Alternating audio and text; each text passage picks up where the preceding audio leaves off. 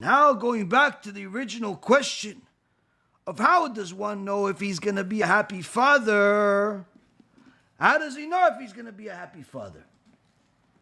Well, if his son was brought to the world with pure thoughts that you yourself learned from the Shiur Torah, from the different parts of the Torah, that you applied to yourself, then certainly you are emulating what your forefather Avraham Avinu did, and therefore increasing the chance that your son will be a moral person, a wise person, and a holy person.